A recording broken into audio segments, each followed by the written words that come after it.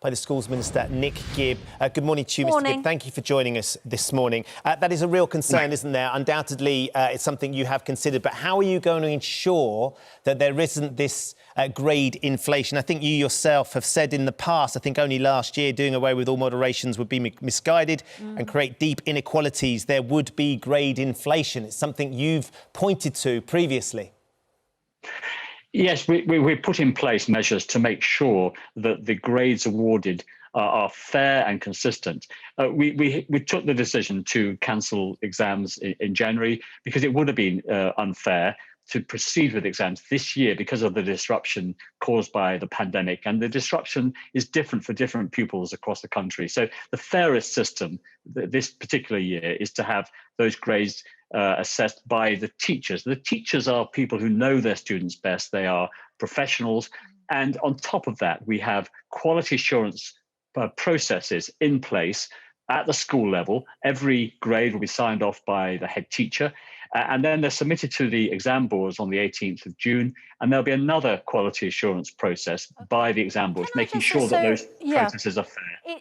It's almost impossible, isn't it, to make this fair? Because you might have had a child who has been at home during the various lockdowns, who's had access to full resources, where teaching went online from day one. They had a laptop that was devoted to them. They've had printer resources, Wi-Fi and all the rest of it. And their experience of the pandemic learning, homeschooling, will be completely different from someone who didn't manage to get hold of a laptop, who hasn't had a parent hovering around being able to help them. Now, how on earth does a teacher then assess how well those two children have done? Is it going to be through a series of mini exams or the coursework that they're able to do in the next couple of months before the grades are submitted in June? Because even giving that amount of time at school isn't going to help one of those children catch up.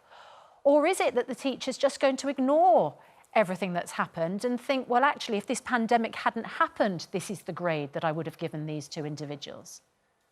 Well, you're making the case very, very clearly about why it was important not to proceed with exams this year because of that unfairness. And in its place, the teacher assessment will be based on assessing the attainment of their pupils, their students, only on what they have been taught, not on what they have not been taught. And that's how you bring in the fairness to the system. So that's, and I understand that.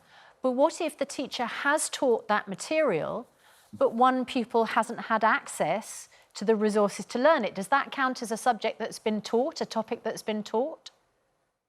Well, these are judgments that the teacher will make, and what the teacher will need to do is to provide a range of evidence of the attainment of that student on the curriculum that has been taught. If there is no evidence, then it won't be possible to award a grade. So the fact of the matter is there's going to be so many children. I mean, we know that, you as a government haven't even managed to get laptops to every child who needs one.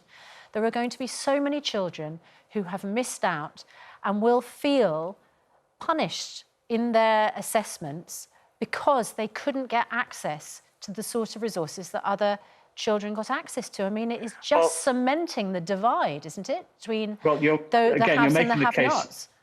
You're making the case for why it was important to cancel exams this year, but don't underestimate the huge achievement of teachers up and down the country in providing remote education to their students. We provided over 1 million computers and laptops to disadvantaged students, on top of the 2.9 million computers that schools already have and available to lend to their students. Of course, but there will be there will be a variable experience. Notwithstanding that, some students will have had to socially distance and so on, and some will not have had to. You've provided those laptops, but the argument will be, why has it taken so long for those laptops to get where they need to go? That aside, there is also, of course, in amongst the assessment and trying to decide what is the best way of awarding grades for these students, there will be some students who are sitting at home saying, exams is where I really excel. The exam is my opportunity to do better than the assessment I've had all year. What can you say to those students who will be assessed across a year and they're not going to get the chance? And this happened to me personally at school. I did way better in my exams than any of my teachers expected because I knuckled down, I did my revision, and then I got the grades way above what anyone had expected. What do you say to those students who will be in that situation, who thrive in that environment, who thrive with the pressure of an exam?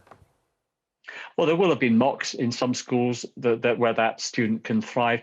There is an option for teachers to use the question bank of past paper questions that the exam boards are producing for schools to use if they wish to give an extra layer of evidence that teachers can have can compile to submit those to the exam board. So I think that there will be options for those students to be able to take one of those optional papers or questions if the teacher decides that that's the best. Am I right in saying, and when it comes to appeal as well, because these results are coming out a bit earlier this year in August, there's a appeals process that potentially you may allow students, if they would like to sit a reset exam in the autumn. Is that a plan?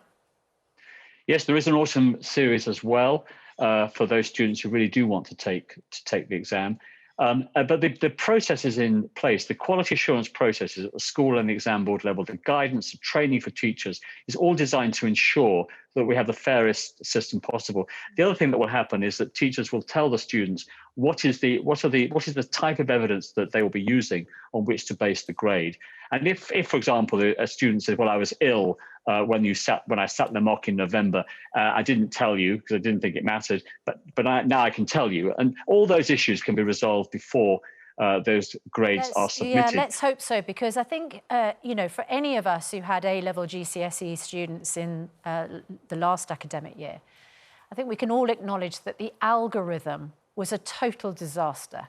I mean, you know, some students were dragged down simply because the historic performance of their school in that particular subject meant that they were destined to get a grade that actually they didn't deserve. Do you acknowledge now that that was a complete mistake by the government? Yes, we're absolutely clear. We learned a huge amount from last summer. And one thing that we are very clear about is that we will not be having any kind of mathematical algorithm type approach to adjusting grades. That there are these quality assurance processes, these checks that I've spoken about. And also exam boards will look at the grades that have been submitted by a school. And if there is a discrepancy between the grades submitted in the past and the grades submitted this year, they will look at that. But any adjustment will be human intervention. It will not be performed by a mathematical algorithm.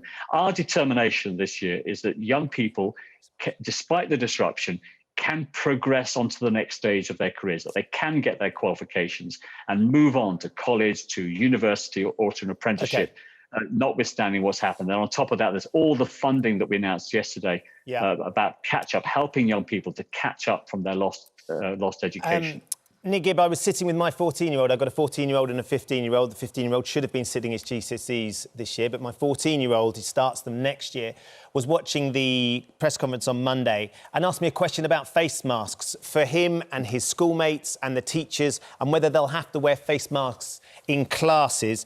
Just last year, the Prime Minister himself said you wouldn't wear face masks in the classroom because it's clearly nonsensical. You can't teach with face coverings. You can't expect people to learn with face coverings. What's the situation with students and teachers going back, hopefully around March the 8th or whenever around that period? Will they have to wear face masks in class, and will the teachers be wearing face masks to teach?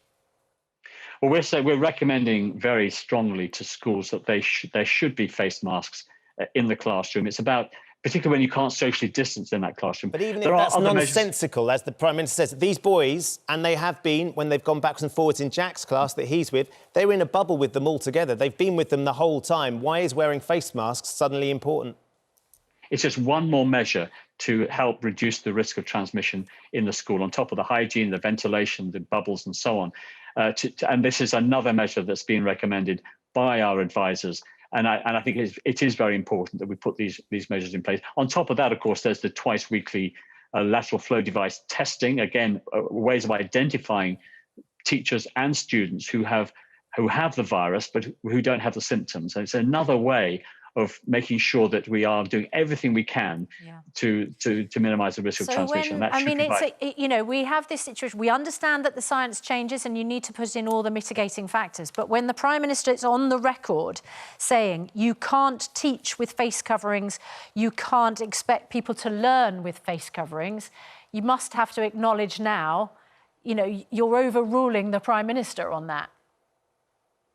Well, this decision, all the decisions we've taken are with the approval of the Prime Minister. It is harder to teach with face masks. There's no question about that. But it's about the balance of risks, it's about how the virus changes and about how new decisions have to be taken in order to respond to these new developments. And we just have to do everything as a society to reduce the risk of transmission in the school, in the community.